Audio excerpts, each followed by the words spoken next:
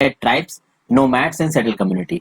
तो जैसा कि आप इसके टाइटल से देख रहे हैं, हम लोग कुछ ट्राइब्स देखेंगे इंडिया के इंपॉर्टेंट ट्राइब्स, जिनके आपको नोट्स बनाने हैं, क्योंकि यूपीएससी प्रीलिम्स या किसी और एग्जाम के प्रीलिम्स में चीजें पूछी जा सकती हैं। फिर नोमैड्स के बारे में बात करेंगे, जो एक जगह से दूसरी जगह लगातार घूमते रहते थे। और सेटल कम्युनिटीज के बारे में बात करेंगे, जो एक जगह सेटल करके अपने कामों करते हैं। चैप्टर 2, 3 और 4 में हम ऑलरेडी देख चुके हैं कैसे किंगडम बने, कैसे गिरे। 8th से 18th सेंचुरी के बीच में बात हो रही है इस बुक में दोस्तों। फिर हमने देखा कि टाउन्स एंड विलेजेस में किस तरीके से आर्ट्स, क्राफ्ट्स, प्रोडक्शन एक्टिविटी शुरू हुई। जैसे जैसे समय बीतता गया, पॉलिटिकल, सोशल और इकोनॉमिक चेंजेस आए पूरे इंडिया में, चाहे वो एडमिनिस्ट्रेटिव टाउन हो, टेम्पल टाउन हो, पोर्ट टाउन हो, कोई सा भी टाउन हो। लेकिन हर जगह पे सोशल चेंज एक जैसा नहीं था। कुछ जगहों पे जो सोसाइटीज डेवलप होंगी वो अलग अलग होंगी। वो कैसे होंगी उसको हम थोड़ा बहुत इस चैप्टर में देखेंगे। यहाँ पे आप देख सकते हैं दोस्तों, एक संथल का पेंटेड स्टॉल है जहां पे ट्राइबल डांस को दिखाया जा रहा है। तो लेडीज और जेंट्स दोनों डांस कर रहे हैं। अब देखिए, सब कॉन्टिनेंट के बहुत मेजर हिस्से में दोस्तों सोसाइटी डिवाइडेड थी ऑन द बेसिस ऑफ वर्ण। यानी कि जैसा कि मैंने आपको बताया, कास्ट सिस्टम था कि भाई ब्राह्मण, क्षत्रिय, वैश्य और शूद्र। तो ये सिस्टम बहुत जगहों पे अवेलेबल था पूरे इंडियन सब कॉन्टिनेंट में। और ये सिस्टम बनाया कितने था? तो ब्रह्मनाज ने बना दिया था, और उसको सपोर्ट किसने किया था? क्षत्रिय ने किया था, ताकि ये दो कम्युनिटीज डोमिनेट करते रहे। अब हुआ ये दोस्तों कि जब बड़े बड़े किंगडम्स आएंगे, दोस्तों, वो क्या करेंगे कि वो इस सिस्टम को सपोर्ट कर देंगे। वो बोलेंगे कि हाँ भाई, ये जो ब्राह्मण है ये सबसे ऊपर है, बाकी लोग को अपनी कास्ट के हिसाब से काम करना चाहिए। तो जब कुछ इलाकों में ये कास्ट सिस्टम पहले से प्रेजेंट था, और जब उस इलाके के रूलर्स ने आके उस कास्ट सिस्टम को सपोर्ट कर दिया, तो देखेंगे कि जो नीचे थे ना लोग, जो शूद्र कैटेगरी में लोग थे ना, वो भाई और नीचे चले जाएंगे, और जो अमीर है वो और अमीर हो जाएंगे। तो क्षत्रिय और ब्राह्मणास ये और अमीर हो जाएंगे। तो आप देखोगे अमीर और गरीब के बीच का फर्क बढ़ जाएगा दोस्तों, हाई और लो के बीच का फर्क बढ़ जाएगा।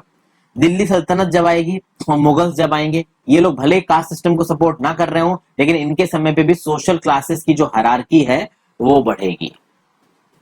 फिर आगे हम देखते हैं big cities, beyond big cities. अब इन बिग सिटीज के अलावा बाकी जगहों पे क्या हो रहा था? दूसरे तरीके की सोसाइटीज भी थी, जैसा कि मैंने आपसे बात की। कुछ सोसाइटीज ऐसी थी दोस्तों जिन्होंने सब कॉन्टिनेंट के जो वर्ण वाले नियम है इनको नहीं माना। उन्होंने उन सोशल रूल्स, रिचुअल्स को नहीं माना जो ब्रह्मनाज ने दिए थे।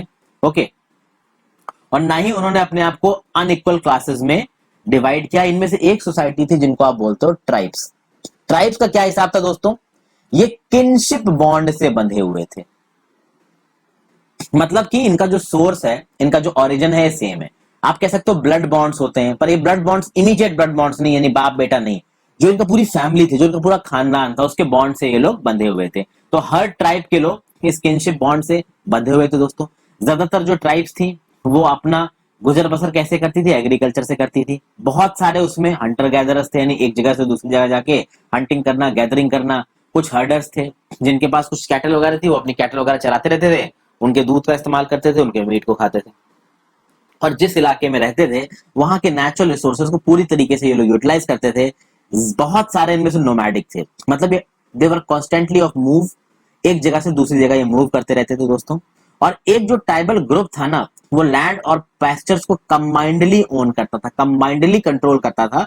और वो अपने हिसाब से ट्राइब, जैसे अब ट्राइब ग्रुप में मान लो 150 लोग हैं, तो एक पूरे इलाके पे वो ट्राइब कंट्रोल करके रखेगा। अब इस इलाके में अलग अलग जगहों का कंट्रोल इन 150 में से किस फैमिली को कितना जाएगा, वो अपने रूल्स के हिसाब से, नियम कानून के हिसाब से वो डिसाइड कर लेते थे।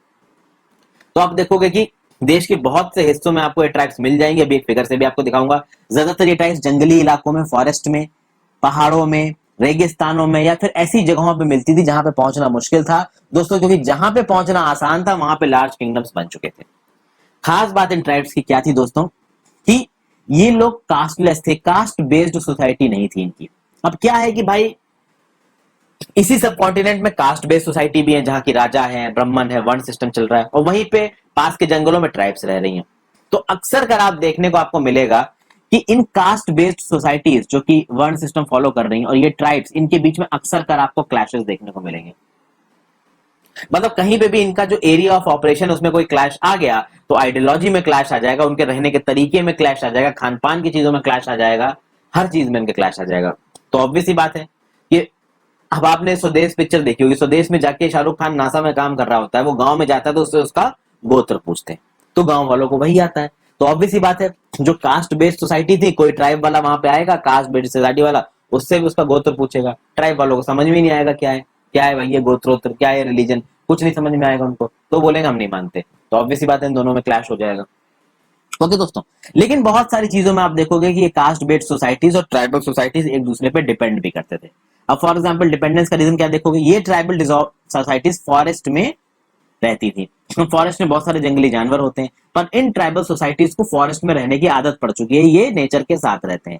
लेकिन जो कास्ट बेस्ड सोसाइटीज हैं जो कि फॉरेस्ट में नहीं रहते हैं, उनको बहुत सारे फॉरेस्ट प्रोडक्ट की जरूरत पड़ती होगी, तो वुड की जरूरत पड़ती होगी, हनी की जरूरत पड़ती होगी, और भी जो फॉरेस्ट प्रोडक्ट्स है तेंदुली, इन सब चीजों की जरूरत पड़ती होगी। तो ये फॉरेस्ट प्रोडक्ट्स ये कहां से लाएंगे, तो ये ऑब्वियसली बात है ट्राइबल सोसाइटी के मेंबर क्या डीलिंग कर लेंगे, कहेंगे भाई आप हमें ये सामान दे दो, हम अपने बदले में आपको ये सामान दे देंगे। तो कहीं कहीं पे कास्ट बेस्ड सोसाइटी और ट्राइबल सोसाइटी एक दूसरे के साथ मिल बांट के भी रहे हैं। तो इनके बीच में कॉन्फ्लिक्ट भी देखा गया है और एक दूसरे के ऊपर डिपेंडेंस भी देखी गई है। और ऑब्वियसली बात है जब ये कास्ट बेस्ड सोसाइटी एक तरफ और ट्राइबल्स एक तरफ भिड़ेंगे, तो चाहे वो भिड़ रहे हो चाहे वो मिंगल हो रहे हो, कास्ट बेस्ड सोसाइटीज के कुछ फीचर्स ट्राइबल्स में आएंगे, ट्राइबल्स के कुछ फीचर्स कास्ट बेस्ड सोसाइटी में आएंगे। ऑब्वियसली बात है दोनों एक दूसरे के साथ एक दूसरे को अफेक्ट करेंगे ही करेंगे। अब बात करते हैं दोस्तों कि ये ट्राइबल पीपल थे कौन। तो भैया जो हिस्टोरियन थे, ट्रैवलर्स थे, उन्होंने ट्राइबल्स के बारे में इंफॉर्मेशन कम दी। ऑब्वियसली बात इंफॉर्मेशन कम होगी दोस्तों, क्योंकि जो भी ट्रैवलर्स थे ये भैया लार्ज किंगडम्स की जो जहां पे राजा होते थे, राजा रजवाड़ों के बीच में जो सिटीज होती थी वहीं पे घूम फिर के वापस चले जाते थे।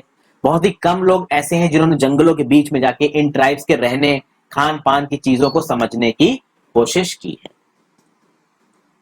ट्राइब्स के साथ प्रॉब्लम क्या थी कि देखिए ट्राइबल पीपल थे अनपढ़, वो उनको बस नेचर के साथ जीना आता था, उनको और ज्यादा किसी चीज से मतलब नहीं था, उन्होंने किसी भी तरीके के कोई रिटन रिकॉर्ड्स मेंटेन नहीं किए, बट वो अपने कस्टम्स को फॉलो करते थे। एक ट्राइब के जो भी कस्टम्स होंगे वो अपने कस्टम को फॉलो करेगा, उनके जो भी ओरल ट्रेडिशंस होंगे, वो कोई गीत गाया करते होंगे, कोई कहानी सुनाया करते होंगे, वो ओरल ट्रेडिशंस वो जनरेशन टू जनरेशन शिफ्ट करते थे। बाप अपने बेटे को सिखाएगा, बेटा इंटर्न अपने बेटे को सिखाएगा, तो ये कस्टम्स और oral generation to generation transfer होते रहे, बट इनको नोट डाउन नहीं किया गया जल्दी। अब आज के जो हिस्टोरियंस हैं, ऑब्वियसली बात है कि ये जो ट्राइबल कल्चर था, ये जो ट्राइबल लैंग्वेज थी दोस्तों, ये हमारे इंडियन सबकॉन्टिनेंट के कल्चर का एक हिस्सा है, ये हमारे ही लोग हैं। तो ऑब्वियसली बात है कि अब ये बोला जाता है कि भाई उस कल्चर को, उस कहानियों को, उन ट्रेडिशंस को भी हमको सेफगार्ड करना चाहिए। तो उस ट्राइब के जो भी लोग अभी एग्जिस्टेंस हैं, जिनको उन ट्राइबल हिस्ट्री के बारे में पता है, लैंग्वेज के बारे में पता है, कल्चर के बारे में पता है, प्रेजेंट डे हिस्टोरियंस उसका रिकॉर्ड बना रहे हैं, और बनाना भी चाहिए दोस्तों, क्योंकि ये हमारे ही देश की धरोहर है। हमारे सब कॉन्टिनेंट के ऑलमोस्ट सारे हिस्सों में ट्राइबल पीपल मिल जाते हैं। किसी एक जगह पे कितने ट्राइबल्स होंगे, ये चीजें समय के साथ बदलती रही हैं, कोई भी चीज कांस्टेंट नहीं है। और खास बात ये थी कि जो ट्राइबल्स थे ज्यादातर केसेस में ये नोमैड्स थे, एक जगह से दूसरी जगह घूमते रहते थे, तो ऑब्वियसली बात है इनका area of operation, location of living regularly change होती रहती थी। कुछ जगहों पे ट्राइब्स बहुत ज्यादा ताकतवर थी, कुछ जगह पे ट्राइब्स बहुत कमजोर थी। जो ताकतवर थी वो बड़े इलाकों में रहती थी, तो आप देखेंगे कि पंजाब में खोखर ट्राइब बहुत इन्फ्लुएंशियल थी। ये नोट्स बनाते जाइए दोस्तों, बहुत जरूरी है। पंजाब में खोखर ट्राइब 13th सेंचुरी और 14th सेंचुरी के टाइम पे बहुत ज्यादा इफेक्टिव थी। फिर गखर्स की बात करें तो गखर्स भी बाद में इंपॉर्टेंट हो गई। इन गखर्स का जो चीफ था वो था कमाल खान गखर, उसको बाद में एम्परर अकबर ने अपना मनसबदार बना दिया था। फिर मुल्तान और सिंध में दो ट्राइब्स थी जिनका नाम था लंगह और आरगुंस, ये बड़े बड़े इलाकों में इनका कंट्रोल था, बाद में मुगल्स ने इनको दबाया। बलोचीज अपने आप में एक बड़ी ट्राइब थे दोस्तों। तो यहाँ देखिए आरगुंस दिख रहे हैं, लंगह दिख रहे हैं, फिर खोखर दिख रहे हैं, गखर दिख रहे हैं, तो ये सब दिख रहे हैं फ्रेंड्स, ये इंपॉर्टेंट ट्राइब्स थी इंडिया की। बलोचीज आपको दिख रहे हैं दोस्तों, बलोचिस्तान प्रेजेंट डे पाकिस्तान का जो बलोचिस्तान वाला प्रोविंस है वहां बहुत सारे बलोचीज मिलते हैं। इनफैक्ट पूरे पाकिस्तान में बलोची फैले हुए हैं, ठीक है। हालांकि बलोचीज अपने एरिया के लिए रिवॉल्ट कर रहे हैं, वो अपना लैंड चाहते हैं, पर पाकिस्तान उनको दे नहीं रहा है। फिर आगे देखते हैं, जैसा कि हमने देखा कि जो बलोची ट्राइब थी दोस्तों, ये बहुत इंफ्लुएंशियल थी, पावरफुल थी, और कहां पावरफुल थी, नॉर्थ वेस्ट के इलाके में पावर थी। अभी हमने मैप में देखा ये बलोची ट्राइब छोटे छोटे क्लैनों में बटी हुई थी, वो क्लैन का अपना खुद का एक चीफ होता था। अब यह सवाल आता है कि क्लैन क्या होती है, तो ये लिखा हुआ है a clan is a group of families और households claiming descent from a common ancestor. Tribal organization is based on kingship और क्लैन लॉयल्टीज। यानी कि क्लैन एक ऐसी ग्रुप ऑफ फैमिलीज हैं जिसमें कहा जाता है कि इन सारे फैमिलीज या घरों का जो डिसेंट है वो किसी एक पर्सन से, तो कहा जाता है कि भाई हम उनके डिसेंडेंट हैं, तो जो उनके डिसेंडेंट होंगे वो एक पर्टिकुलर क्लैन को बिलोंग करेंगे तो ऑब्वियसली बात है वो क्लैन आपस में अपना एक ग्रुप बना लेगी, और जब वो अपने आप को ग्रुप बना के कंसोलिडेट कर देगी तो वो अपनी फंक्शनिंग में थोड़ी स्ट्रांग भी हो जाएगी दोस्तों। ठीक है, फिर आगे बात करते हैं। वेस्टर्न हिमालय की बात की जाए तो वहां रहते थे भाई शेफर्ड ट्राइब, जो अपने मतलब आप कह सकते हैं कि शेफर्ड्स गाय भैंस भेड़ बकरियों को चराते रहते थे, इनको बोला जाता था गद्दीज। इसके साथ एक बकरवाल्स भी थे, तो भाई आप कह सकते हो वेस्टर्न हिमालय में गद्दीज थे। फिर अगर north eastern part of the sub continent देखोगे तो वहां पे आपको नागा ट्राइब मिल जाएगी, अहोम ट्राइब मिल जाएगी, बहुत सारी ट्राइब्स मिल जाएंगी। तो देखिए यहाँ पे देखिए आपको नागास दिख रही हैं, अहोम्स दिख रही हैं, बाकी ट्राइब्स की अभी बात करते हैं। फिर जो प्रेजेंट डे बिहार है, झारखंड है, वहां पे चेरो ट्राइब उभर के आई थी 12th सेंचुरी के अराउंड। ओके दोस्तों, इन चेरो ट्राइब्स को किसने हराया था? 1591 में राजा मानसिंह ने हराया था। राजा मानसिंह अकबर का जनरल था। इनसे फिर अच्छा खासा पैसा भी लिया गया दोस्तों, पर इनको पूरी तरीके से सबड्यू नहीं किया गया। फिर औरंगजेब के समय में फिर से बहुत सारे चेरो फोर्ट्रेसेस को कैप्चर करके हराया गया, ट्राइब को सबजुगेट किया गया। तो आप देखिए चेरोस के पे अटैक किया गया अकबर के समय पे भी, और अकबर के बाद औरंगजेब के समय पे भी अटैक किया गया, तो अकबर के बाद जहांगीर, जहांगीर के बाद शाहजहां, इस पूरे समय के लिए ये चेरूस थे। तो शुरू शुरू में अकबर के राज में मानसिंह से हारे, फिर बाद में औरंगजेब की फोर्सेस से भी हारेंगे। फिर आगे देखते हैं दोस्तों मुंडा और संथल्स।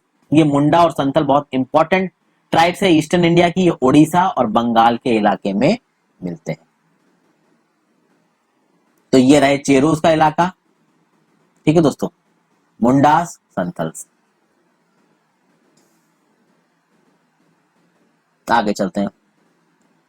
फिर अगर महाराष्ट्र के हाईलैंड्स की बात की जाए, जो महाराष्ट्र के जो ऊंचे पठार वाले इलाके हैं और जो कर्नाटका के हैं, वहां पे कोलीज रहा करते थे, बेराग्स रहा करते थे। दो इंपॉर्टेंट ट्राइब्स थी, कोलीज, बेराग्स। तो रीजन के साथ साथ इनकी ट्राइब्स, आई होप आप अपने नोट्स में लिखते चल रहे हैं, या फिर इस किताब की हार्ड कॉपी है तो हाईलाइटर से मार्क करते रहिए। मैं तो कहूंगा देखिए हर दोस्तों हर किताब की आप कॉपी रखिए और हाईलाइटर में बहुत लिमिटेड अमाउंट में मार्क करिए, ताकि एग्जाम से पहले आप काफी सारा रिवीजन इनसे कर सको। क्योंकि एक बड़ी किताब तो बड़ी है, लेकिन अगर आपने हाईलाइटर से छोटी छोटी चीजों को मार्क कर रखा है तो आप रिवीजन को बहुत इफेक्टिव तरीके से कर सकते हो दोस्तों। ओके, आगे देखते हैं। तो भाई जो कोलीज थे गुजरात के बहुत से इलाकों में रहते थे। फिर और साउथ में आएंगे दोस्तों तो आपको कोरागास, वेतर्स, मारवाड़ ये कम्युनिटी मिलेगी। तो गुजरात के साउथ में आपको कोरागास, वेतर्स, मारवाड़ ये कम्युनिटी मिलेगी। मारवाड़ी कम्युनिटी तो है ही सब गुजरात में। एक गुजरात की कम्युनिटी थी, इसको बोलते हैं कोलीज, लिख लीजिए। फिर वेस्टर्न और सेंट्रल इंडिया में भील्स नाम की कम्युनिटी फेमस थी दोस्तों। लेट 16th सेंचुरी तक आते आते ये जो भील्स हैं ये सेटल्ड एग्रीकल्चरल बन गए। यानी पहले तो ये इधर से उधर घूमते रहते थे, फिर एक जगह पे सेटल होकर इन्होंने एग्रीकल्चर करना शुरू कर दिया, पेड़ पौधे उगाने शुरू कर दिए, आप कह सकते हो जानवर पालने शुरू कर दिए, और बाद में बन गए ये जमींदार दोस्तों।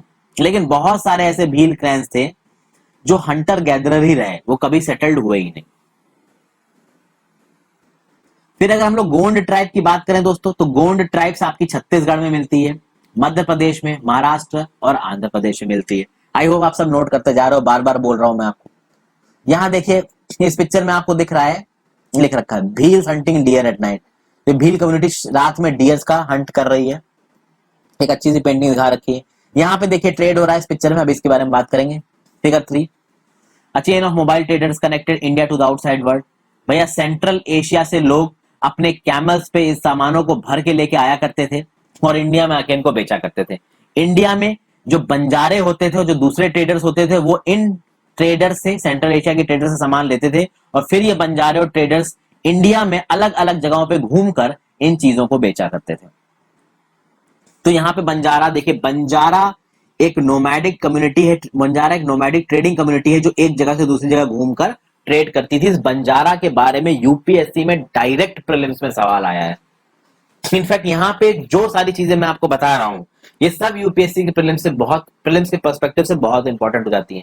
एनसीईआरटी की इंपॉर्टेंस जब आप प्रीलिम्स के पर्सपेक्टिव से देखोगे तो दोस्तों बहुत है। हाँ, लोग इस चीज को आइडेंटिफाई नहीं कर पाते हैं, बट इट इज इंपॉर्टेंट। अब देखिए how nomads and mobile people live. तो देखिए जो नोमैडिक पैस्टोरलिस्ट थे, नोमैडिक पैस्टोरलिस्ट यानी कि जो अपने भेड़ बकरियां, अपनी गाय बछियां लेके निकल जाया करते थे दूर दूर तक, वो अपने एनिमल्स के साथ दूर दूर लंबे लंबे डिस्टेंसेस जाते थे और वो अपने एनिमल प्रोडक्ट्स पे जीते थे। और भी बहुत सारे पास्टोरल प्रोडक्ट्स थे, भाई घी आता है, वूल निकलता है भेड़ बकरियों से, ठीक है। तो इन सब, फिर आप देखोगे कि ये जो नोमैडिक पैस्टोरलिस्ट थे ना दोस्तों, ये बाकी चीजों को सेटल्ड एग्रीकल्चरलिस्ट से बदलते थे। तो ये एक जगह पे दूसरी जगह जाते रहते थे, तो दूध दही तो इनके पास बहुत था, दूध दही घी ये सब चीजें, मिल्क प्रोडक्ट्स बहुत थे, मीट बहुत था इनके पास, लेकिन इनके पास धान नहीं होते थे क्योंकि कहीं पे रुक के एग्रीकल्चर नहीं करते थे। तो जो सेटल्ड एग्रीकल्चरिस्ट रास्ते में मिलते थे, फार्मर वगैरह जो इनको मिलते थे, उसके साथ भाई अपनी धाने, क्लॉथ, यूटेंसिल्स ये सब ले लिया करते थे और अपने कुछ प्रोडक्ट्स उनको दे दिया करते थे। एक तरीके का बार्टर सिस्टम था उस समय पे।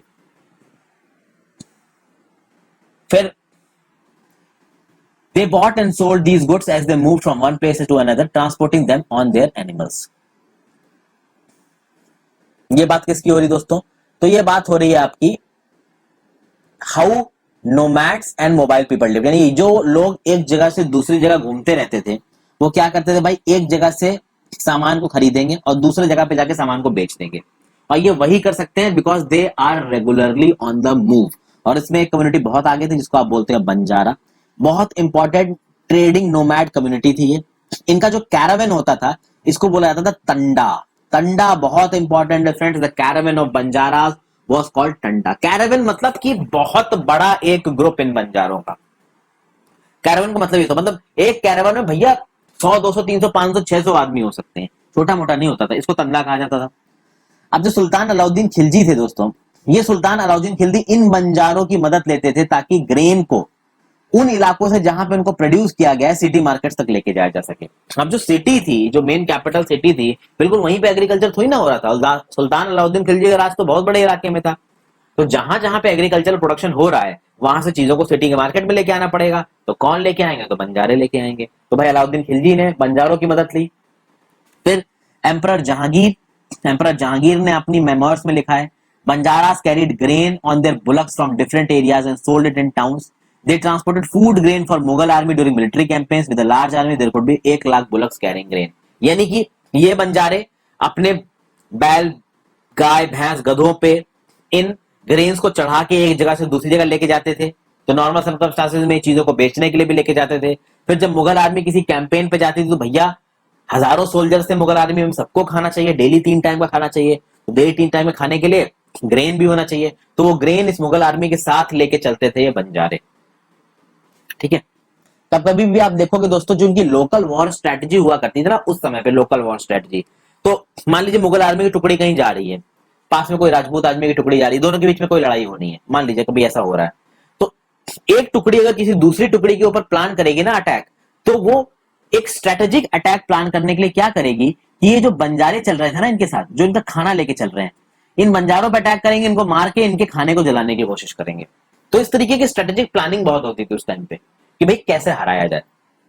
तो ये जो बंजारे अपने भेड़ बकरियां लेके चलते थे, सॉरी गाय भैंस लेके और अपने कैरावन्स लेके चलते थे जिसमें मुगल आर्मी खाना लेके चलते थे, वो काफी वल्नरेबल होते थे। तो मुगल आर्मी उनको प्रोटेक्ट किया, जिस आर्मी के साथ भी जा रहे हैं वो उनको प्रोटेक्ट करके रखती थी क्योंकि उनका खाना उसी से आना था। तो यहाँ पे देखते हैं नोमैड्स एंड आइटरेंट ग्रुप्स। ये नोमैड्स थे वॉन्डरिंग पीपल, बहुत सारे इसमें पैस्टोरिस्ट थे जो अपने पैस्चर को लेके एक जगह से दूसरी जगह घूमते रहते थे, अपने कैटल को लेके एक जगह से दूसरी जगह पे घूमते रहते थे। फिर सिर्फ यही नोमैड नहीं थे, कुछ और आइटिनरेंट ग्रुप्स थे। ये आइटिनरेंट ग्रुप्स थे क्या है? तो भाई क्राफ्ट पर्सन, जिसके पास कोई क्राफ्ट है तो आर्ट अच्छी बना सकता है, स्कल्प्टर अच्छे बना सकता है। फिर पेडलर्स, फिर एंटरटेनर्स जो भाई ड्रामा कंपनी में काम करते थे, नाटक नौटंकी करते थे, वो एक जगह से दूसरी जगह रेगुलरली मूव करते थे। तो बोले इस टाउन 1 में आज है कल नाटक, परसों दूसरे टाउन में नौटंकी है, तो भाई एक जगह से दूसरी जगह जा रहे हैं। और उस समय पे कोई टीवी मोबाइल तो होता नहीं था दोस्तों, इंटरनेट, तो भाई यही लोग जाके लोगों को तमाशे दिखाया करते थे और लोगों का इंटरनेट का साधन ही यही थे। तो आप देख सकते हैं कि इन नोमैड्स का और इन आइटिनरेंट ग्रुप का अपना एक पैटर्न बन गया था और उस पैटर्न के हिसाब से एक साल में जगह जगह पे जाते रहते थे। तो अगर कोई नोमैड बंजारा ट्रेडिंग कर रहा है तो ऑब्वियस सी बात है कि भाई उसका टाइम फिक्स होगा कि इस समय पे यहां से सामान खरीदना है और इस समय पे यहां पे जाके सामान बेचना है। उसी तरीके से आर्टिस्ट थे दोस्तों कि भाई आज यहाँ पे नाटक नौटंकी है, 3 महीने बाद वहां पे नाटक नौटंकी है, 4 महीने बाद वहां है, 5 महीने बाद वहां है। तो इनका टाइम फिक्स था कि यहाँ पे अभी यहाँ है, इस हिसाब से हम लोग यहाँ पे ट्रेवल करके अपना काम करेंगे। ऐसे होती थी चीजें। अगर बंजारास की बात करेंगे, बंजारा के बारे में एक रिकॉर्ड छोड़ा है, पीटर मुंडी करके इंग्लिश ट्रेडर थे। क्या बोला इन्होंने, देखते हैं भाई। ये आए थे अर्ली 17th सेंचुरी में। इन्होंने बंजारास को देखो किस तरीके से डिफाइन किया। एक मॉर्निंग में ये मिले एक बंजारे के टंडा से, टंडा मैंने बताया था ना, बंजारा के कैरवेन को टंडा बोलते हैं। उसमें 14,000 ऑक्शन थे। ऑक्शन क्या होता है? ये रहा ऑक्शन आपके सामने, अगर आपको ना पता ऑक्शन क्या होता है तो भाई 14,000 ऑक्शन थे और उन सबकी पीठ पे लदे हुए थे ग्रेन्स। ठीक है, तो ये ऑक्शन हो सकता है किसी एक गाड़ी टाइप को खींच रहे हो, उस गाड़ी पे ग्रेन्स लदे हुए हो, तो उसमें व्हीट भी था, राइस भी था। फिर ये जो बंजारे चलते थे ये अपनी पूरे खानदान, पूरी फैमिली को लेकर चलते थे, तो उनकी बीवी बच्चे इनके सब साथ चलते थे। और एक टन्ना में बहुत फैमिलीज होती थी और उनकी लाइफ का हिस्सा था कि भाई they will regularly move from one place to another place. ये जो ऑक्शन थे, जो इनके जानवर थे, ये इनके खुद के थे। ओके, अब ये जो बंजारे थे ये भाई खुद मर्चेंट भी थे। मर्चेंट कैसे थे कि भाई ये एक जगह से सामान खरीद रहे हैं और दूसरी जगह पे बेच रहे हैं, तो क्या होंगे? ऑब्वियस सी बात है मर्चेंट होंगे, तो ज्यादातर ये मर्चेंट भी थे। ओके, फिर जैसा कि मैंने बताया कि they buy grain where it is cheaply available and carry to places where it is dear. फिर बहुत सारे केसेस में जो छोटे बंजारे हुआ करते थे, जो उतने इन्फ्लुएंशियल नहीं थे, उनको दूसरे मर्चेंट हायर करते थे। जैसे मान लीजिए एक टाउन में कोई एक मर्चेंट है और दूसरे टाउन में दूसरा मर्चेंट है, तो वो मर्चेंट आपस में जो सामान की अदला बदली करेंगे उसके लिए वो कुछ लोगों को हायर करेंगे। तो एक छोटा बंजारे ग्रुप को हायर कर लेंगे, उससे बोलेंगे भाई तुम मेरा सामान वहां से लेके जाओ और वहां से वो ये सामान देगा, वो लेके यहाँ आ जाना। तो ये काम भी करते थे बंजारे। ओके, अब देखिए जहां पे ये जाएंगे, कहीं एक जगह से वो एक सामान को खरीदेंगे और दूसरी जगह पे जाके उस सामान को थोड़े ज्यादा में बेचेंगे ताकि उनको प्रॉफिट हो। फिर जहां पे जाके उस सामान को बेच रहे हैं वहां से कोई एक ऐसा सामान वो उठाएंगे जिसको वो किसी तीसरी जगह पे बेच सके या अपने ओरिजिनल प्लेस पे बेच सके। तो इस तरीके का इनका काम था। एक समय पे एक टंडे में 600 से 700 लोग होते थे और वो एक दिन में ज्यादा से ज्यादा 6 से 7 मील चलते थे। इवन ठंडे वेदर में वो 6 से 7 मील चलते थे मैक्सिमम, गर्मी में हो सकता थोड़ा और कम चले। और फिर चूंकि उनको अपने जानवरों को आराम देना होता था, अगर वो जानवरों को एक लिमिट से ज्यादा दबाएंगे तो जानवर मर जाएंगे। तो जैसे ही वो कहीं रुकते थे, जानवर को अनलोड कर देते थे, वो जानवर वहां पे आराम से घास चरते थे। तो ऑब्वियस बात है वो किसी एक ऐसी जगह पे रुकेंगे जहां पे जानवरों के चरने के लिए ठीक ठाक घास अवेलेबल हो। इस तरीके से दोस्तों ये बंजारे इधर से उधर घुमा करते थे। फिर आप देखोगे कि बहुत सारी जो पेस्टोरल ट्राइब्स थी या बंजारे थे, ये एनिमल को रियर करते थे, कैटल रियर करते थे और उनको बेचते थे। तो कैटल, भेड़ बकरियां गाय भैंसे भी बेची जाएंगी, घोड़े भी बेचे जाएंगे। खरीदेगा कौन? जिन लोगों के पास पैसा है वो खरीदेंगे। फिर अलग अलग कास्ट थी इनकी, कास्ट के हिसाब से भी ये बंजारे बन गए थे दोस्तों। एक विलेज से दूसरे विलेज पे जाते थे और वहां पे जाके अलग अलग चीजें बेचते थे। तो रस्सियां, reeds, straw matting, coir sacks. Coir sacks आप समझ लीजिए जो बोरियां होती है ना, जिन बोरियों के अंदर आप सामान भरते हो, उसको आप कोर सैक कह सकते हो। Sometime mendicants acted as wandering merchants. Mendicants क्या होते हैं? तो मेंडिकेंट होता है दोस्तों एक आदमी जो भीख मांगता है। अब जो आदमी भीख मांगता है वो तो जगह जगह जाके भीख मांगेगा। तो भाई उसके भीख मांगने का पैटर्न होगा कि यहां से शुरू होगा और वहां तक जाके भीख मांगेगा। तो जहां से शुरू होगा वहां पे कुछ लोग अपना सामान दे देंगे कि भाई ये सामान जाके वहां दे देना, इतने पैसे ले ले। तो ये भिखारी भी कभी कभी ऐसा वॉन्डरिंग मर्चेंट का काम करते थे।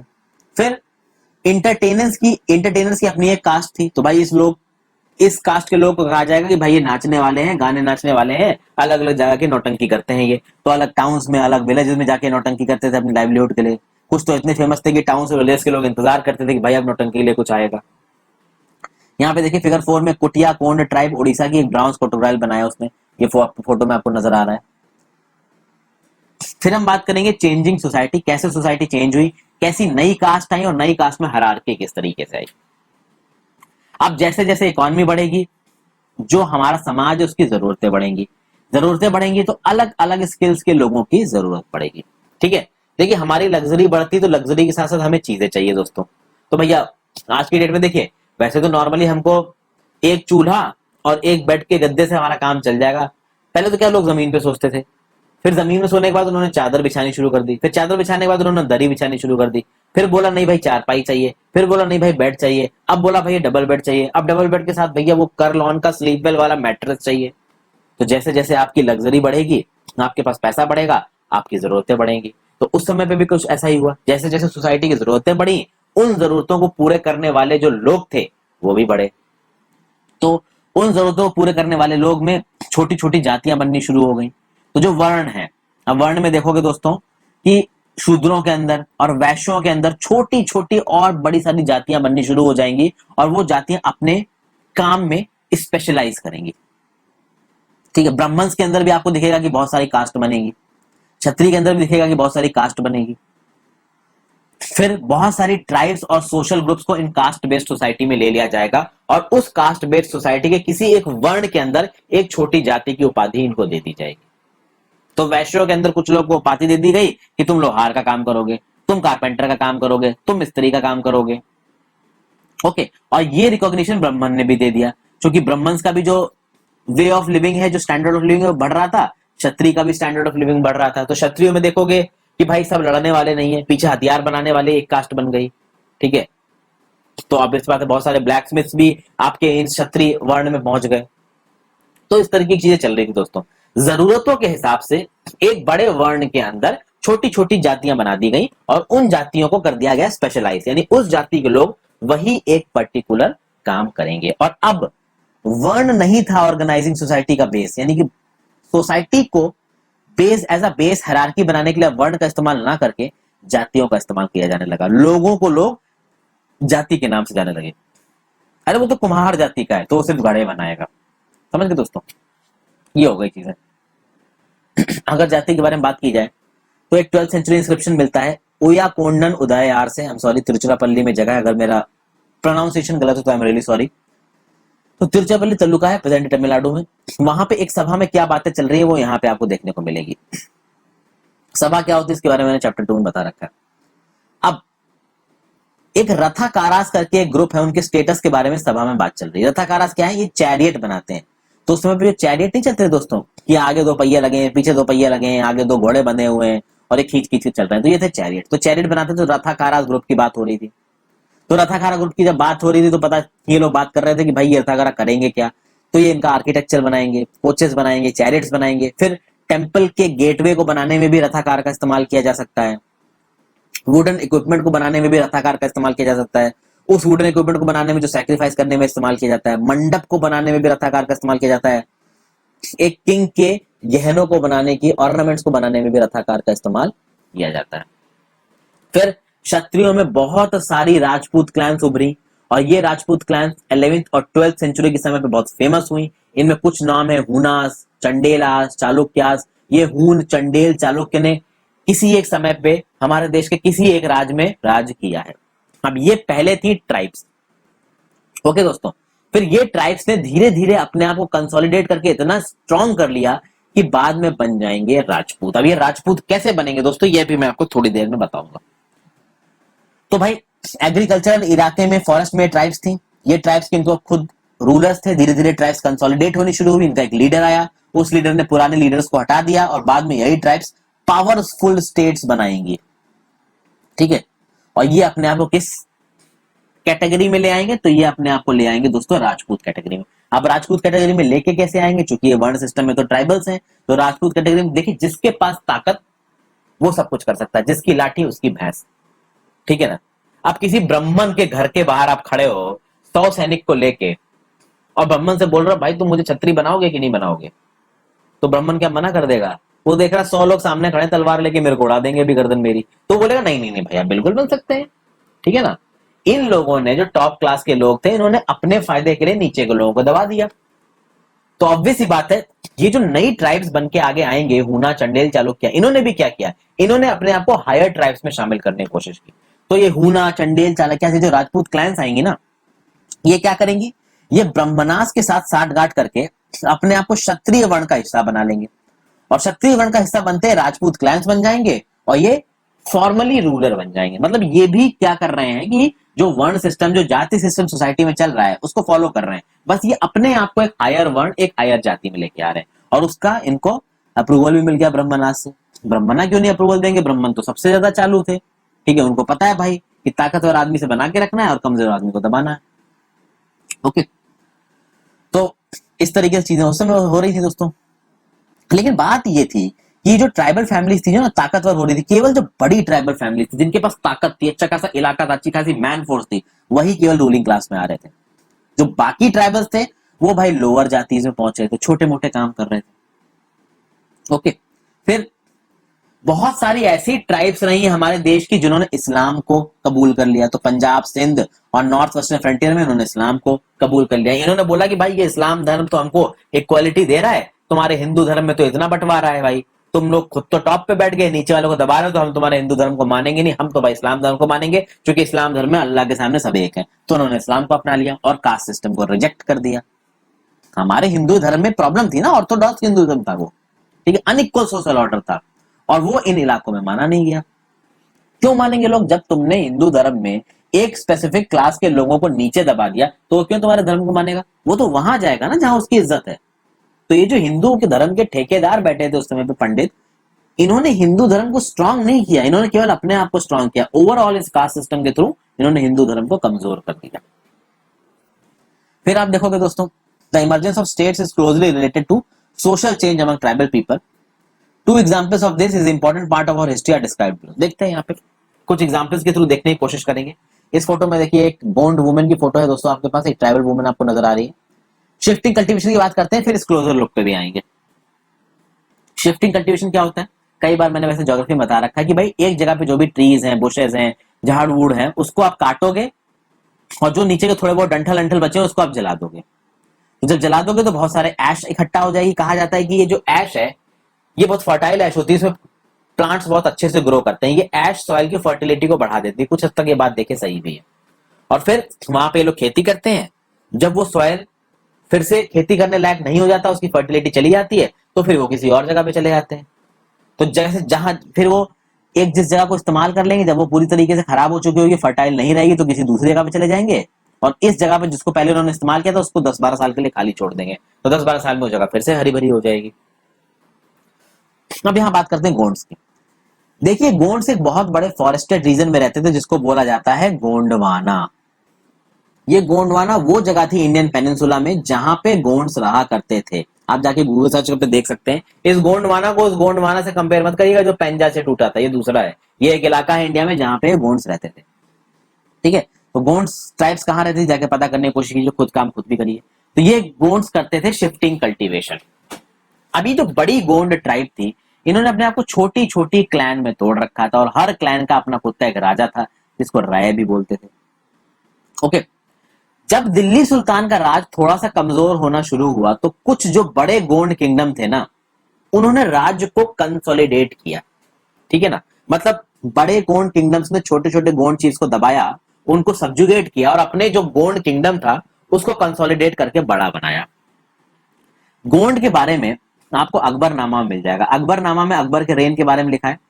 उसमें बोला गया कि जो गोल्ड किंगडम था गरहा कटंगा का, इसमें 70,000 विलेजेस थे इसके। और इन किंगडम्स का, जो गोंड किंगडम का जो एडमिनिस्ट्रेशन था ना, हाईली सेंट्रलाइज था, बिल्कुल सेंट्रल कंट्रोल था। तो हर पूरे किंगडम को गढ़ में डिवाइड किया गया था और हर गढ़ को एक गोल्ड क्लैन कंट्रोल करती थी। उसके बाद ये जो क्लैन थी, जो गढ़ था आपका, ये गढ़ भैया फर्दर 84 विलेजेस की यूनिट्स में बटा हुआ था। तो हर गढ़ में बहुत सारे 84 होंगे और एक 84 में 84 विलेजेस होंगे। और ये जो 84 था, एक जिसमें एक 84 विलेजेस थे, ये 84 बटा हुआ था बारहोत में। एक बारहोत में 12 विलेजेस थे, तो एक 84 में आपके 7 बारहोत हो जाएंगे। यहाँ पे आप देख सकते हो दोस्तों, ये गोंडवाना रीजन दिखा रखा है आपको। ओके, तो भाई जब ये बड़े स्टेट्स निकले ना गोंड सोसाइटी में, तो गोंड सोसाइटी का पूरा नक्शा ही पलट गया दोस्तों। इन्होंने क्या किया कि एक अंपायर टाइप का बना लिया। हालांकि एम्पायर बहुत ज्यादा दिन तो नहीं रहा, बट अच्छे खासे समय के लिए एम्पायर रहा। सेंट्रलाइज लीडरशिप हो गई। आप कह सकते हो कि एक, कहते हैं ना कि एक पर्टिकुलर इलाके में एक राजा सा बन जाता है, उसका उस इलाके पर कंट्रोल होता है, कुछ ऐसा हो गया यहाँ पे। फिर अब होता क्या कि जब तक ये गोंड ट्राइब्स थे तब ये लोग आपस में बराबर थे, इक्वल थे। जैसे ही सेंट्रलाइज लीडरशिप आई तो जो लोग लीडरशिप में थे वो एक अलग क्लास हो गए और जो लोग नीचे थे वो एक अलग क्लास हो गए। तो यहाँ पे भी सोशल क्लासेस बन जाएंगी। कुछ रूलर्स होंगे और उनके रूलर्स नीचे हो जाएंगे। तो रूलर्स में भी अलग अलग क्लासेस बन जाएंगी। तो कोई हायर लेवल पे भाई लीडर है, कोई लोकल लेवल पे लीडर है। तो कोई 84 का लीडर है तो बड़ा होगा, कोई भारहोत का लीडर तो 84 वाले लीडर से थोड़ा छोटा होगा, लेकिन इनके अंदर जो लोग थे वो नीचे ही रहे। फिर क्या हुआ, इन लोगों ने भी अपनी सोसाइटी को क्लास के हिसाब से बांटा और इन गोंड राजा ने भी ब्राह्मण को लैंड ग्रांट देने शुरू कर दिए। और ब्राह्मण ने इनको क्या अथॉरिटी दी कि भाई आप राज करो, आप राजा हो, आप इन्फ्लुएंशियल हो। तो इन गोंड का मन किया कि भाई मैं भी राजपूत क्लैन में, राजपूत वर्ण में आना चाहता हूं। और वो राजपूत वर्ण में आया भी। तो अब देखिए यहाँ पे गोंड राजा क्या करना चाह रहा है, यहाँ पे गोंड राजा भी वर्ण आश्रम को प्रमोट कर रहा है और वो क्या कह रहा है कि मुझे राजपूत वर्ण में ले आओ। मतलब कि हम राजा रहे, बाकी सोसाइटी कैसे भी रहे। तो इन गोंड्स की जो सोसाइटी पहले में इक्वल थी, आपस में जो लोग बराबर थे, इन्होंने खुद ही मरही कर दी और खुद ब्राह्मण को बोला कि भैया हमें राजपूत बना दो। ब्राह्मण ने बोला बिल्कुल आइए भाई, ब्राह्मण को तो लैंड ग्रांट मिल रहे थे, ब्राह्मण तो हर जगह से फायदे में थे, पूजा करो हीरो बनो, ठीक है। तो इन्होंने लैंड ग्रांट्स ले लिए। तो एक देखेंगे कि एक गोंड राजा था गरहा कटंगा का, अमन दास नाम का, उसने टाइटल लिया संग्राम शाह, राजपूत बन गया ये। उसने किससे शादी की? उसका जो बेटा था दलपत, संग्राम शाह का बेटा हुआ दलपत, उसके दलपत ने शादी की प्रिंसेस दुर्गावती से। ये दुर्गावती डॉटर थी सलबहान की। सलबहान चंडेल राजपूत राजा था महोबा का। तो देखिए कैसे ये गोंड ट्राइब्स अपने आप को राजपूत बदला और उसके बाद इनके बच्चों ने दूसरी राजपूत प्रिंसेस से शादी की। तो ये इनके लिए एक बहुत बड़ा अचीवमेंट था कि हम भाई ट्राइब्स थे और आज देखो हम राजपूत बन गए। तो राजपूत बनना इनके लिए स्टेटस सिंबल था। फिर आप देखेंगे दलपत जल्दी मर जाएगा, तो जो रानी दुर्गावती होगी, ओके, दलपत गोंड चीफ था, उसकी रानी थी दुर्गावती। दुर्गावती बहुत कैपेबल थी। उसका एक 5 साल का बेटा था, उस 5 साल के बेटे पे बिहाफ पे उसने रूल करना शुरू किया। इस बेटे का नाम था वीर नारायण। ये सारी इंपॉर्टेंट इन्फॉर्मेशन जो आपको दे रहा हूं ना दोस्तों, सब इंपॉर्टेंट है। ये नाम, ये डायनेस्टी से याद रखिएगा, कहीं पे भी क्वेश्चन में पूछी जा सकती है। फिर अच्छा एक फिगर 6 देख लिया, कारडोर गोंड ट्राइब बस्तर मध्य प्रदेश। तो बस्तर नाम की जगह है मध्य प्रदेश में, वहां पे गोंड ट्राइब के द्वारा इस्तेमाल किया जाना एक कार्व्ड, ये आप कह सकते हैं। तो यहाँ पे आपको गाय दिख रही है, यहाँ पे आपको हाथी दिख रहा है, और भी चीजें दिख रही है। तो वीर नारायण जो कि 5 साल का बेटा था, उसके बिहाफ पे रानी दुर्गावती राज करने लगी, क्योंकि जो हस्बैंड था दलपत वो मर चुका था। तो भैया रानी दुर्गावती कैपेबल थी, इनके राज में जो उनका राज था बहुत बड़ा हुआ। लेकिन 1565 में मुगल फोर्सेस ने असफ खान की लीडरशिप में अटैक कर दिया गढ़ा कटंगा पे। गढ़ा कटंगा पे राज किसका था? रानी दुर्गावती का। रानी दुर्गावती ने बोला कि भैया हम रेजिस्टेंस करेंगे, हम इनके सामने हथियार नहीं डालेंगे। अब 1565 में जब अटैक हुआ था तो राजा कौन था मुगल एम्परर का? 1556 में मैंने बताया था अकबर गद्दी पे बैठा, 1556 से 1605 तक। तो ऑब्वियस सी बात है अकबर राजा था। तो मुगल फोर्सेस अटैक करेंगे असफ खान के अंदर, रानी दुर्गावती नहीं मानेंगी, सब्जुगेट नहीं करेंगी। रानी दुर्गावती कहेंगे कि हम लड़ेंगे, वो लड़ेगी और वो खत्म हो जाएगी, मर जाएगी। बाद में उसका सन भी लड़ते लड़ते मर जाएगा और मुगल्स पूरी तरीके से इन गोंड्स को सब्जुगेट कर देंगे। गढ़ा कटंगा को जीतने से मुगल्स को बहुत फायदा हुआ, बड़ा रिच स्टेट था, तो बहुत सारी वेल्थ मिल गई यहाँ पे मुगल्स को, ठीक है। उनको बहुत सारा वाइल्ड एलिफेंट्स मिल गए, अच्छी खासी वेल्थ मिल गई, क्योंकि गोंड जो राज बन गया था ना गढ़ा कटंगा का, काफी रिच राज था ये। बहुत सारे प्रेशियस कॉइन्स मिले, एलिफेंट्स मिले। इन एलिफेंट्स को उन्होंने अपनी आर्मी के लिए भी रखा, बहुत सारे एलिफेंट्स को एक्सपोर्ट भी किया, दूसरे भागों में बेच के पैसा कमाया। बहुत सारे किंगडम को इन्होंने एनेक्स कर लिया, एक बड़े पार्ट ऑफ द किंगडम को एनेक्स कर लिया। जो थोड़ा बहुत पार्ट बचा था ना, तो वीर नारायण का एक अंकल था चंद्र शाह, उसको दे दिया कि जा तू राज कर। गढ़ा कटंगा गिर गया, लेकिन कुछ समय के लिए गोल्ड किंगडम बचा रहा। लेकिन अब जो ये गोल्ड किंगडम था वो पहले के गोल्ड किंगडम जितना स्ट्रांग नहीं था। अब ये गोल्ड किंगडम काफी कमजोर हो चुका था। बाद में देखेंगे कि ये गोल्ड किंगडम बुंदेलास के साथ भी लड़ाई करेगा, मराठास के साथ भी लड़ाई करेगा और वहां पे हारेगा, क्योंकि अब ये उतना स्ट्रांग नहीं रह गया था। आगे हम बात करेंगे अहोम्स की। अहोम्स भैया म्यांमार से आए थे, ब्रह्मपुत्रा वैली में 13वीं सेंचुरी के लगभग। इन्होंने एक नया स्टेट बनाया। कैसे बनाया कि ये ब्रह्मपुत्रा वैली में आए, तो ब्रह्मपुत्रा वैली में पहले से कुछ लोग रह रहे थे, जैसे भूयांस रह रहे थे, जिनको लैंडलॉर्ड्स बोलते थे, नोट कर लीजिए अपनी कॉपी में। तो इन भूयांस को हटा के इन्होंने अपना राज स्थापित किया। 16वीं सेंचुरी के दौरान इन अहोम्स ने दूसरे किंगडम्स को ऑक्युपाई किया, जैसे CHUTIYAS 1523 में इनको हराया, फिर कोच हजो को 1581 में हराया, और भी बहुत सारी ट्राइब्स को सब्जुगेट किया। इन अहोम्स ने बड़ा स्टेट बनाया और उस स्टेट को बनाने में इन्होंने फायर आर्म्स का प्रयोग किया। और 1530 में इनके पास फायर आर्म्स की टेक्नोलॉजी थी। ध्यान रखिएगा 1530 में बहुत ज्यादा लोगों के पास फायर आर्म्स की टेक्नोलॉजी नहीं थी दोस्तों। ओके, आप देखोगे 1526 से 1530 किसका राज था? बाबर का राज था। 1530 से आप कह सकते हैं कि 1540 रहा हुमायूं का राज।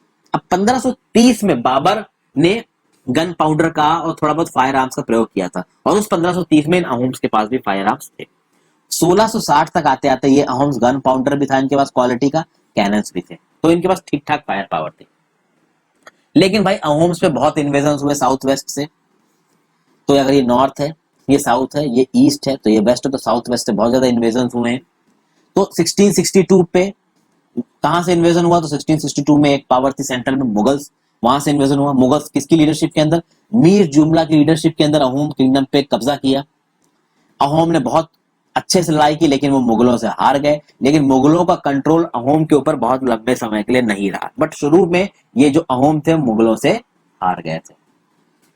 तो देखिए ये यहाँ पे जब आए थे ये म्यांमार के साइड से, तो उन्होंने ये इन ट्राइब्स को CHUTIEYS ट्राइब को दबाया था और भी बहुत सी ट्राइब्स को बताया। अब अहोम स्टेट की खास बात थी, ये फोर्स लीडर पे डिपेंड करते थे, यानी किसी एक जगह पे जो लोग रह रहे होंगे उनको कहा जाएगा कि भाई आपको, आप में से इतने लोगों को इतने समय के लिए आके काम करना ही पड़ेगा। So they were very much dependent upon force labours. और जो फोर्स लेबर्स में लोग इन्वॉल्व होते थे उनको कहा जाता था पैक्स। Those who were forced to work for the state were called पैक्स। तो पैक्स क्या था? फोर्स लेबर था एक तरीके का, अपने नोट्स में बना लीजिए, इंपॉर्टेंट है।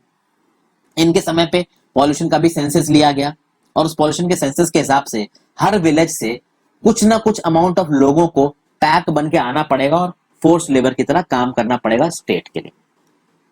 फिर कुछ इलाके उस समय पे ऐसे थे जहां पे ज्यादा लोग रहते थे, कुछ इलाके ऐसे थे जहां पे कम लोग रहते थे। तो ज्यादा इलाके वाली जगहों से कम इलाके वाली जगहों पे आके लोगों को शिफ्ट करना शुरू किया गया।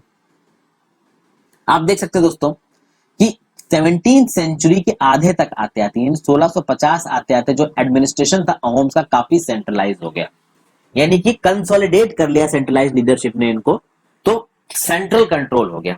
आप एक कह सकते हो कि बीच में एक लीडरशिप आ गई जो कि एक बड़े से इलाके में राज कर रही थी। ज्यादातर जो एडल्ट मेल्स थे उन्होंने आर्मी में सर्व किया था वॉर के दौरान। तो भैया नॉर्मल घर के लोगों को भी आर्मी में सर्व करने के लिए जाना पड़ता था। जब वॉर नहीं हो रहा था तो दूसरे तरीके के काम करते थे, जैसे बिल्डिंग डैम्स बनाने में काम करते थे, इरिगेशन सिस्टम, पब्लिक वर्क्स, इन सब तरीके की चीजों में काम करते थे। राइस कल्टीवेशन के बहुत अलग अलग तरीके के मेथड ढूंढे थे इन अहोम्स ने। क्योंकि ब्रह्मपुत्र वैली थी, पानी की कोई कमी थी नहीं, तो राइस खूब उगाया जाता था वहां पर। अहोम सोसाइटी डिवाइडेड थी क्लैंस में और खेल्स में। ओके, इनके यहाँ पे आर्टिसेंस की कास्ट बहुत कम थी। तो आर्टिसेंस जो कि आर्टिस्टिक काम कर सके, बिल्डिंग बना सके, पेंटिंग बना सके, स्कल्पचर बना सके, इन आर्टिसेंस को पास के किंगडम से लेके आया गया, क्योंकि इनके पास नेटिव तौर पे आर्टिस्ट बहुत कम थे। अभी जो इनकी सोसाइटी डिवाइडेड थी खेल्स में, खेल में बहुत सारे विलेजेस आते थे, तो खेल कंट्रोल सेवरल विलेजेस। ओके, उन विलेजेस में जो एक पीजेंट होगा, जो किसान होगा, उसकी विलेज कम्युनिटी उस किसान को एक लैंड देगी और उस लैंड पे वो पीजेंट अपनी खेती बाड़ी करेगा।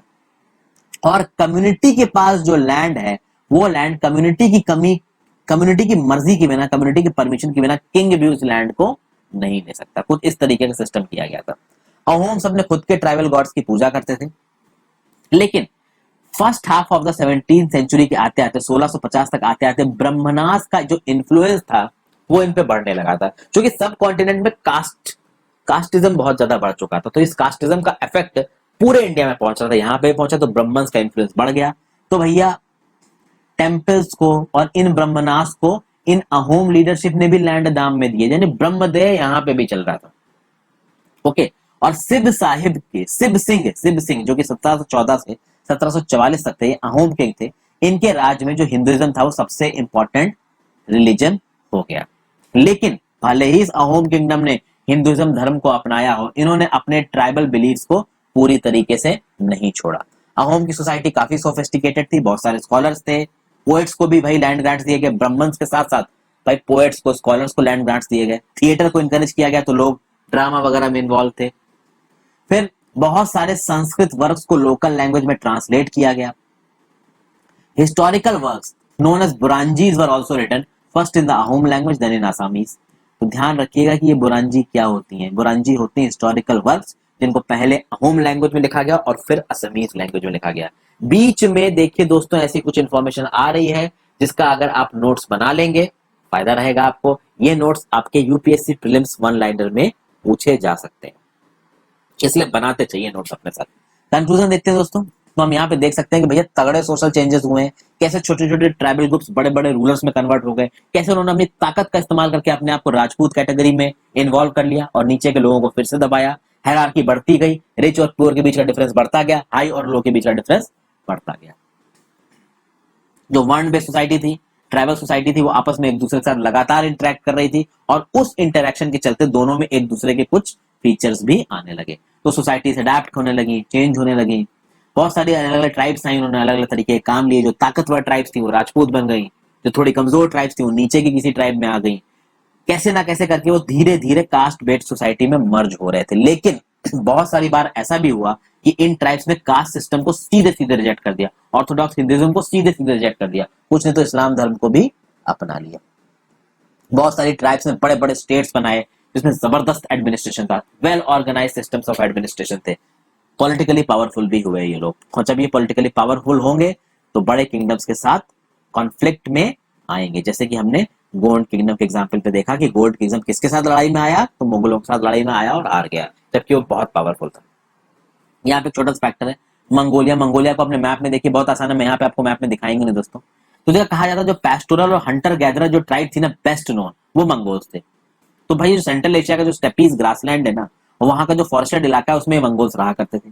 1206 में एक रेवोल्यूशनरी लीडर सामने आएगा, बड़ा ही ताकतवर इंसान, चेंगिस खान, जिसको चंगेज खान भी बोलते हैं, ये आएगा भाई। और ये बहुत सारी मंगोल और तुर्किश ट्राइब्स को एक यूनाइट करके, कंसोलिडेट करके एक बहुत बड़ी फोर्स बनाएगा। और जब इसकी मृत्यु होगी ना 1227 में, तो बहुत बड़ी बड़ी टेरिटरीज का मालिक होगा। कहा जाता है कि इस चंगेज खान की रेस के लोग पूरी दुनिया में पाए गए हैं, ठीक है ना। कहा जाता है 7 में से एक आदमी का जो आप कह सकते हैं ना कि जो एंसिस्ट्रल लाइन है वो गेंगिस खान से ओरिजिनेट होती है। गेंगिस खान के बाद के जो सक्सेसर्स आए उन्होंने भी बड़ा एम्पायर बनाया। तो आप देखोगे कि इन ट्राइब्स के एम्पायर में कुछ रशिया का हिस्सा होगा, चाइना का हिस्सा होगा, ईस्टर्न यूरोप का हिस्सा होगा। इनका मिलिट्री और एडमिनिस्ट्रेटिव सिस्टम काफी अच्छा था, एफिशिएंट था, ऑर्गेनाइज था।